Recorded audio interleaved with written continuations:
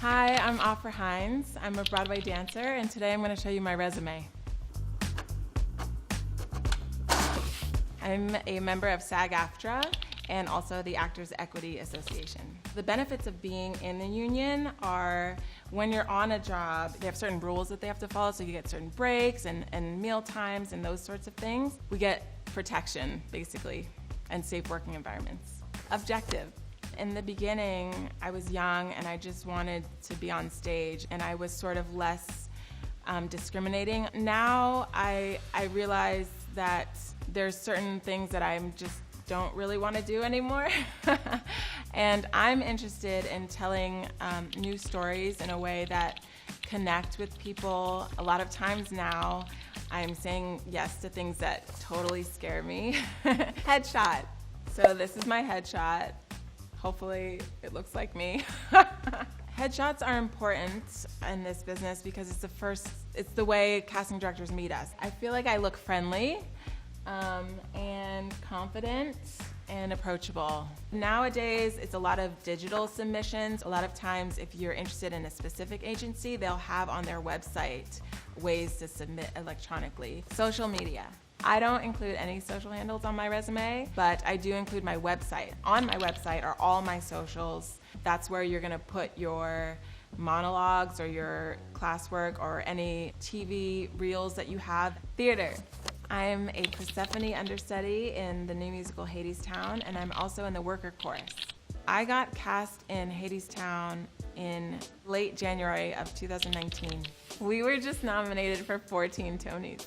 I believe we rehearsed for 4 weeks.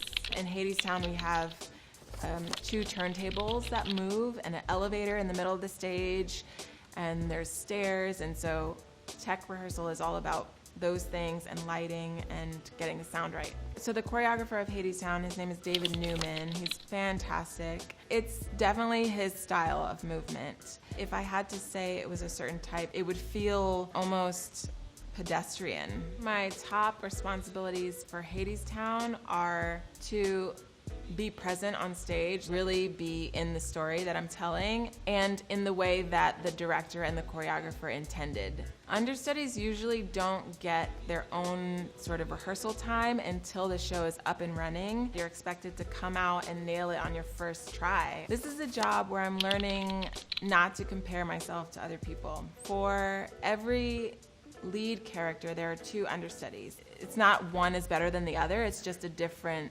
storyteller. The reason I'm so thrilled to be an understudy is because I'm wanting to play lead parts on Broadway. I approach the role as if it is my role, and so I look at it as an opportunity to step towards that goal. Before Hadestown, I played the role of Michael and the maid in the Donna Summer musical from 2017 to the beginning of 2019. I also understudied the role of Disco Donna. I was invited to audition for the Donna Summer workshop, and through that, I was cast in the Broadway show. For a workshop, you're not performing for an audience. You're generally performing for potential investors or producers or people who are interested in putting up the show. Those are speaking roles. Michael had a fight scene, which was really fun, and the maid was a speaking scene. The Donna Summer musical was mostly like what you think of disco dancing. This show had a lot of partner dancing in it, and I most of the time played a man and had to learn how to lead. For the man, you have to sort of be aware of where her center of gravity is, which is a totally different skill. I performed my understudy role of Disco Donna somewhere around like 25 times. That was my first time understudying a principal role. There are fans and audience members who really love seeing understudies go on. There's all sorts of like understudy fan accounts because it's something special. You get to see it if you're lucky on this one night. So it can be really fun. I learned at Donna Summer how to really do my homework to prepare well for understudying. So for me, that means going through the whole show. And so I would sit there with my script and I would watch the show and take notes. I also usually rent a studio in Midtown and sing through the show, that sort of thing.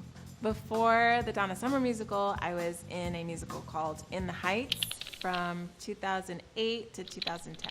I was an ensemble member. Being in the ensemble means you are dancing, singing, acting. You're the world that the show lives in. So it was Lin Manuel Miranda, Tommy Kail was directing, Andy Blankenbuehler was choreographing. So they're just like the dream team. We did some hip hop and we did some salsa.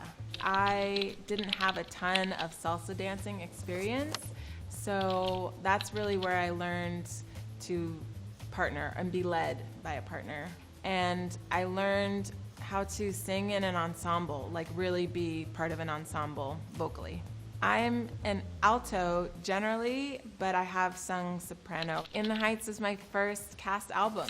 Being part of an original cast is different than joining an already running show because you're sort of having input on the character that you play versus stepping into a character that someone else originated. Before In the Heights, I was a Radio City Rockette from 2004 to 2011. I just went to an open call. There was hundreds of women. The line goes around the block. I did not get cast, but I was noticed enough where they invited me to a workshop. It had something to do with diversity, which is so important. And I did that workshop, and then I auditioned the next year, and I was cast. I booked Radio City Christmas Spectacular when I was 20 years old. The rehearsal process for the Christmas Spectacular was 6 days a week, 10 to 6. You're doing 16 shows a week. As a Rockette, you're in every number in the show. They do tap, precision, kick line. The Rockettes can do anything. So there are eye-high kicks, which are the classic Rockette kicks. There's strut kicks, which are sort of at hip level, and they sort of snap back in. And then there's flick kicks, which are like little baby ones at the bottom. I did some physical therapy for injuries and things like that. I had tendonitis in my knee. I had some tendon stuff in the bottom. I had neck things. Pretty much everything. It's just overuse because you're doing a lot. I think there were 7 or 8 costume changes, maybe 2 minutes at the most. You have to change costumes and get back on stage. At the Radio City Music Hall, I learned how to hit my mark. You have to be in a precise place on stage every night. And so that show really made me very sensitive to spatial awareness and hitting the same mark on stage. I'm still so proud to be a Rockette. Film and TV. I've been a dancer on Boardwalk Empire, Smash, SNL, and this year I also danced on the new TV show Fosse Verdon on FX. Dancing on film is different than being live in theater because the hours are generally much longer and film is forever. So you don't want to get caught doing the wrong step or not dancing full out on film. These are the jobs where I learned to rely on my technique because when you're doing something over and over and over again and you're definitely getting fatigued, your technique is really going to pull you through. Before becoming a working actress, I had a few odd jobs that kept me afloat. I was an entertainer at birthday parties and bar mitzvahs. I think we were called party motivators. We would just go out onto the dance floor and get people, encourage them to also come out and dance. I saw an ad in a newspaper that was looking for, again, party motivators, and it actually turned out to be they wanted me to hand out newspapers. I think I lasted 45 minutes. I learned from that experience that it's okay to say no to things that aren't in line with where you're wanting to go. Training. I've been professionally trained in acting, dance, voice, and musical theater. I went to Professional Performing Arts High School from 2000 to 2002. When I graduated high school, I was going to do a BFA program, and I decided to take some time off, and I started working in that time, so I never continued on to college. So for me, I knew that even though I wasn't going to do the BFA program, I could take open classes with those same teachers. I go to voice lessons almost every week. It depends on my schedule and my teacher's schedule. References.